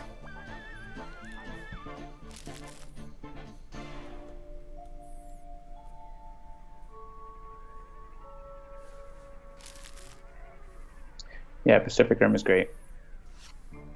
Yeah, my son actually. So my daughter and I, my oldest daughter and I, watched both of them. My son did not want to watch the first one because, well, basically, like, I told him that the second one was more robots fighting robots and less robots fighting monsters, and so he was more into that.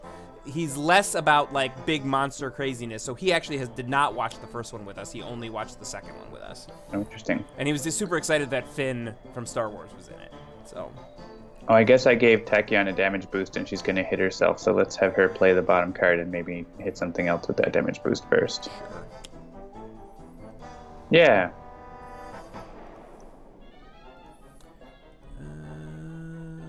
Can't quite get rid of the ship. So But if you hit it with 4, then Hypersonic Assault will finish it off. Oh, great.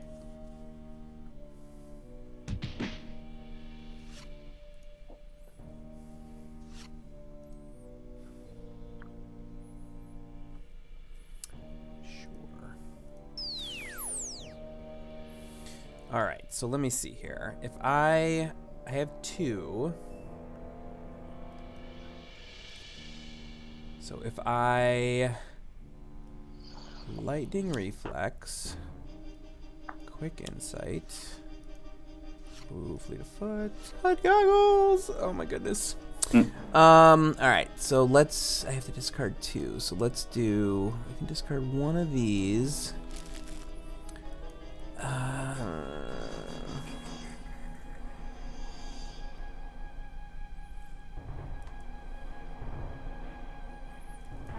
Yeah, I feel like I might just... Yeah, that's fine. We'll get rid of the HUD goggles.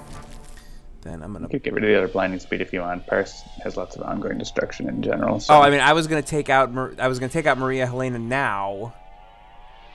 I mean, it doesn't do anything if Luck Capitan can't deal damage. Oh, I guess that's true.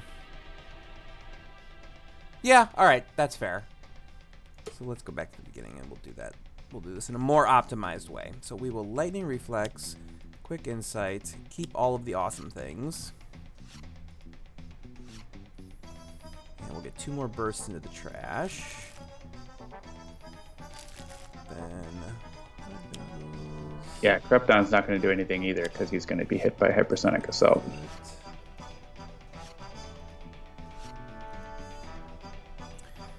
Right, so we can do the thing. Just make sure to hit Le Capitan first. Yep.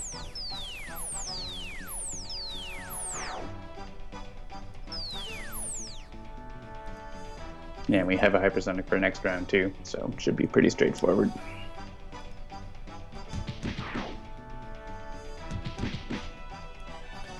And that is that. All right, so now I'm going to experiment on myself because that's a thing that I do. Oh my goodness. Exploit vulnerabilities, synaptic interruption, immunization, amplify combatant. I guess we'll play that.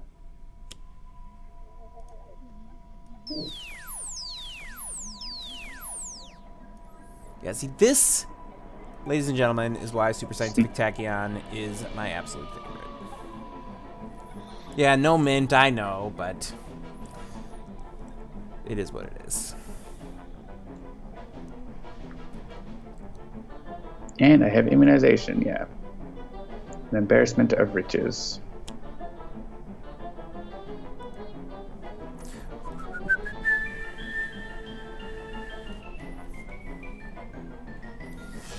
Jeremy's got to do what Jeremy's got to do. You know it, Take Walker.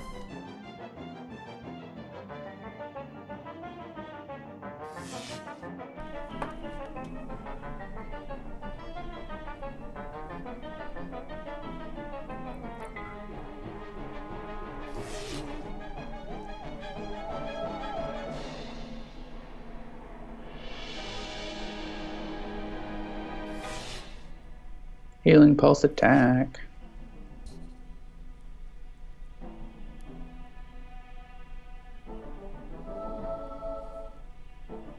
I guess we can actually heal a little bit too. The Witcher! That's what I finished. I pushed through. I think we talked about on this show that I couldn't quite get into it. I wasn't sure what was going on. I did finally get into it. I got through it, and I'm glad that I did. Cool. You watched it, right? Yep. I thought it was fine. Yeah, that's kind of where I was at about it. I thought it was fine.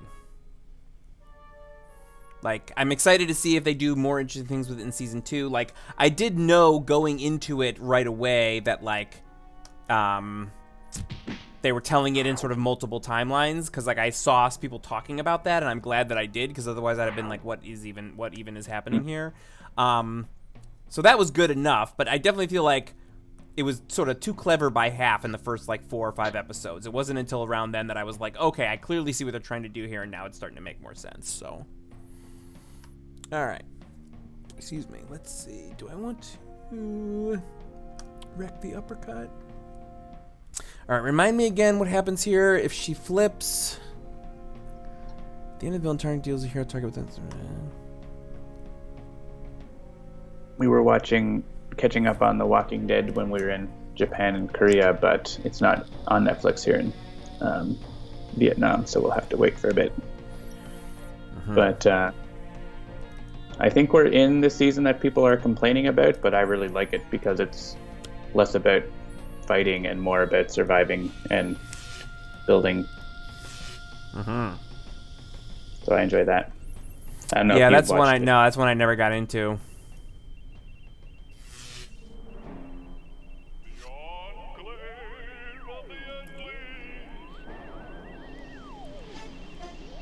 Yeah, I think they're actually planning a movie and a 3rd series now.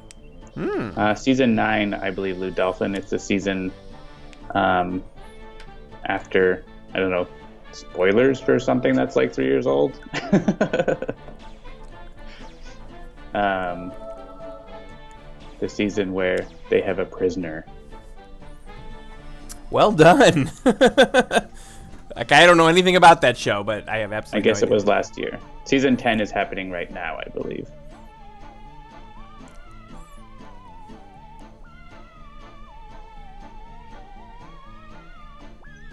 I mean, if you know the comics, then you know who the prisoner is.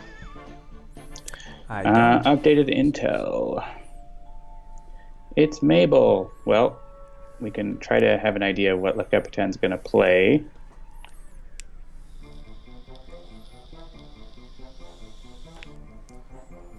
Raiding party. How about not that? 3 crew cards. Are there crew cards? Yeah, there are lots of crew cards in the deck. Let's leave that on the bottom. Lou Dolphin. Yeah, the show got good again. Yeah, season 7 and 8 were just like 100% humans fighting humans with zombies in the background, which is like, I don't know, just wasn't as interesting. Like the Negan arc goes way longer in the show than it does in the books. I think it just went too much. Let's destroy one of these extra sentries. That's why I have 2, unless you're planning to get rid of your pushing the limits. I had not planned on it, but I probably could, honestly. I don't know that I have a ton. I mean, I don't have... You don't have many cards to play. Yeah. Yeah, it's fine. We can get rid of that one. Okay.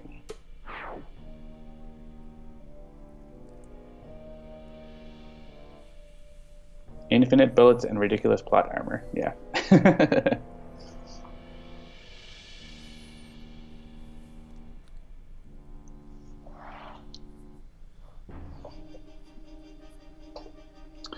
All right. Parse has 1,000,000 cards. So the Capitan has her plot armor right now. And Mabel has Mabel. So, fun fact for anybody who doesn't know it, this version that you see on the screen right now of La Capitan, Jen, who is our UI Unity person cosplayed as this version of La Capitan at Gen Con a few years ago, and it was unbelievable. If you go to the Handelabra site, there's a cosplay page, and I believe you can see pictures of her cosplaying as this version of La Capitan.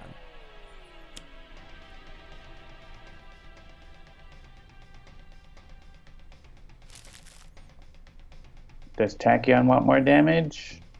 Sure. I'm going to be doing some wailing on my turn. Remember, you can't really deal damage to the Capitan, but you can hit, like, Mabel, so... Oh, yeah. I mean, I feel like I've got enough to take out Mabel in a one-shot on one of my Lightspeed barrages. Then do you need me to give you pluses? Let me take a look. Nope. I definitely do not. Then I will give pluses to Knife. I got rid of the pushing the limits. I'm answering Yeah, the but chat. if you're going to use Lightspeed Barrage on I'm Mabel, answering the dealing chat. her 11 damage or 12 damage doesn't matter. I'm answering the chat.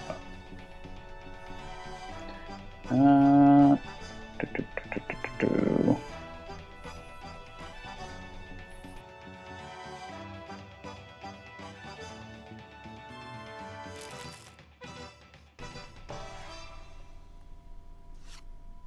If you destroy Mabel, La Capitan is going to hit us, but we're fine with hit points, I think, so. Yeah, I concur.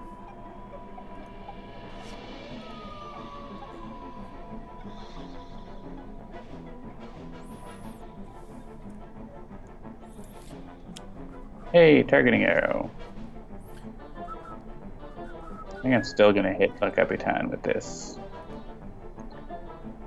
It still counts.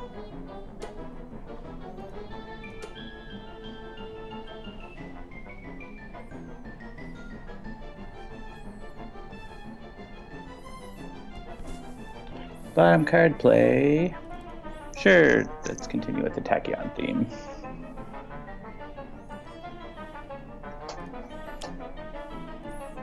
Nice.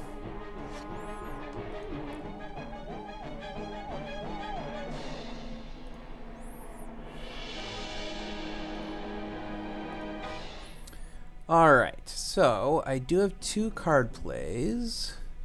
I have not been dealt damage this turn. Yeah, I mean, should I be holding the hypersonic? Like, do we care if Corrupton? Yeah, I would hold on to it. Yeah, that's kind of what I was thinking. All right, so with Use Supersonic to get a card from under her. Yeah. Like, yeah, so we'll definitely do that.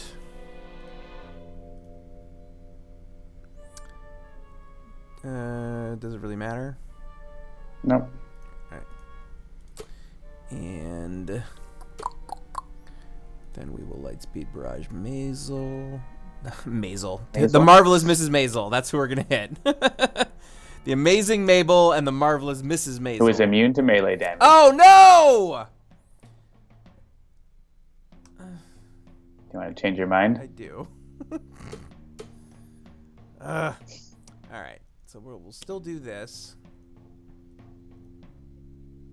What did you do? Yes, yes. It is what it is. Alright, well in that case then I'm not playing anything else. Sure. But I am still gonna experiment with myself.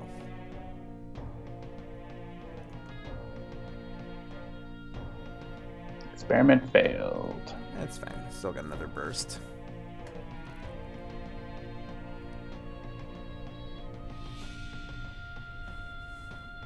Just too amazing for punching. It was still entertaining. Are you not entertained? That's what we're here for, folks. Yeah, random immunity. I know. That's definitely one of those things I don't pay nearly enough attention to. I hadn't even realized that she had flipped, even though I was commenting on her artwork. I had forgotten that she had flipped, and that meant that we had to get rid of the cards under her first. Mm-hmm.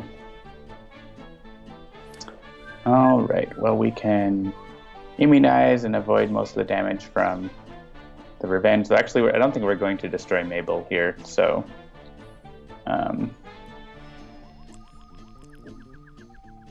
we don't necessarily have to worry about that. I guess if I flare up, then you could destroy Mabel. Mabel plays extra cards. Let's just do that. It's annoying.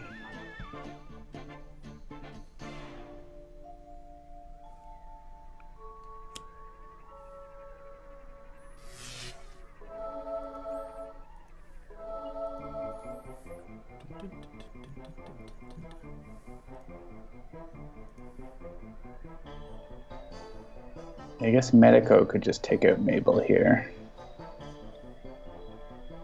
That would be fine.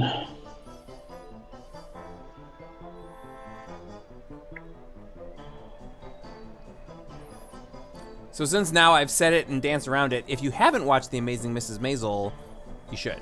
It's a very good show.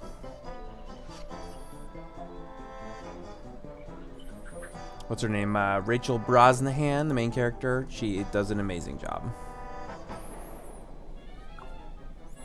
What are you planning to do on your turn with KNYFE? I have not even thought that far ahead. Let me see what I have here. I have a Wrecking Uppercut, Overture Snow Shield. Yeah. I guess you can kill. If you can kill Mabel, I can knock out Le Capitan's defense here. Yeah, I feel like there's definitely a way. Yes, I can definitely take out Mabel if that's what we want us to do. Okay. I do have just about all of the streaming services. Although I do spend most of my time watching YouTube, despite the fact that we have, we have Hulu, we have Netflix, we have HBO Go. I think we finally did cancel Showtime. We had to keep Showtime for a while because my wife was watching Homeland, but I think Homeland is over now. I assume you have Disney Plus. We definitely have Disney Plus. Because, I mean, come on, Mandalorian. We just have Netflix. Yeah, I don't actually know that we need Hulu anymore. I don't think they don't really do anything. Like, I'm not watching The Handmaid's Tale. Like, I watched the first 3 episodes of that, and I was like, all right, this is basically a documentary. I can't really watch this anymore, and so I stopped Too watching. real, yeah. It was great until it was not great anymore, and I was like, ugh. But yeah, we don't have cable, so like we don't have Stars or any of the other I don't have CBS, which I feel like I need to get now that Picard is out, because like I haven't watched Discovery yet, Star Trek Discovery, and I really wanted to, but I was like, I am not subscribing to another streaming service just to watch one show. But now they also have Picard, so it's like I feel like I'm so far behind on Star Trek that I kind of have to get into it at some point. So I don't know. Picard, like Discovery, as good as Discovery is, once again, Mabel's immune to melee. Immune to melee. Yes, I see it now. This is what happens when I'm trying to do like snappy patter while also trying to play the game. You want to play this? Yeah, that's fine.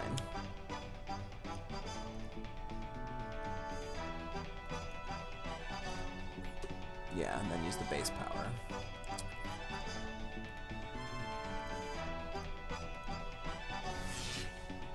Oh, right, and Amazon Prime. We also have Amazon Prime, which is like, that's just a side effect. Like, we have Amazon Prime shipping, and they just give you Amazon Prime Video because they want you to have it or whatever, so.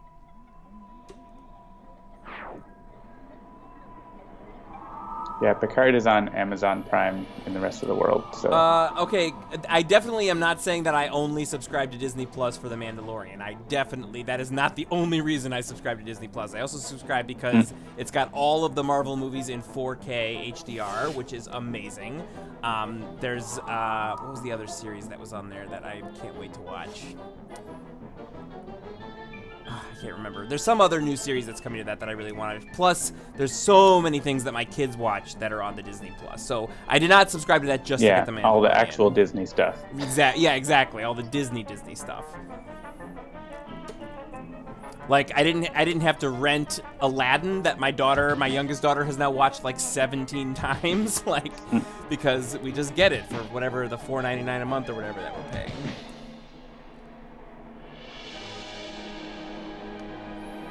Yeah, all the Star Wars movies in 4K HDR. Yeah, I mean, like, there's way more than just The Mandalorian that I subscribe to Disney Plus for.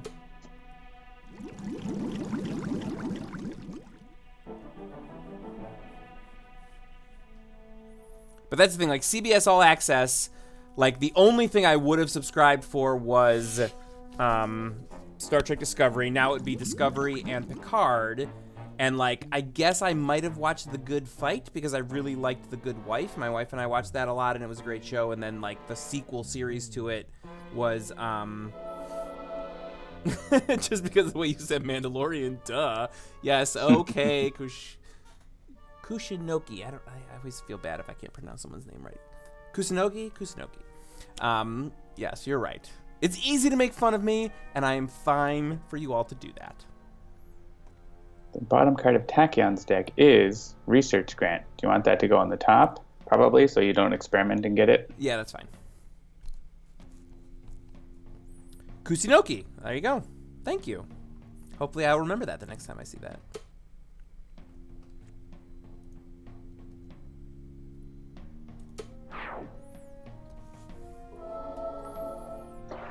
Yeah, we tend to watch, like, a bunch of YouTube as well, so you could synaptic interruption this if you want. Sure. Wait, did Krista add another version of my face? Why is there a thing where someone's got like a little hand on my face?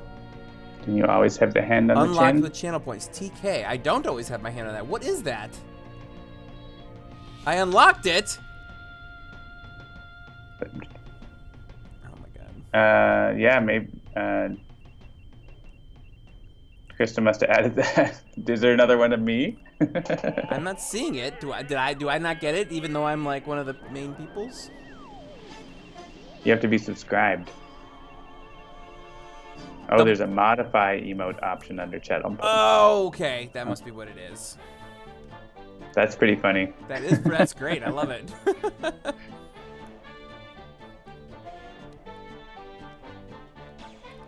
Under channel points. That's what she was talking about in our meeting last week. Something about channel points.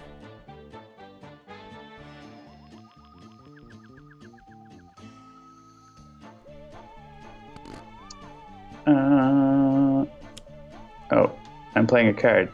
I went FK, I guess. Oh well, that's fine. That card's fine. H-bra, what did you just do? _SG. Oh, time to wake up. It's 9 a.m. It's 9 p.m., John. Come on.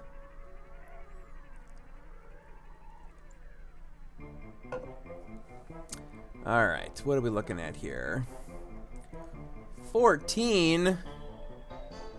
I think you can just kill the Capitan. She'll have 1 hit point. Not quite. You're 1 short.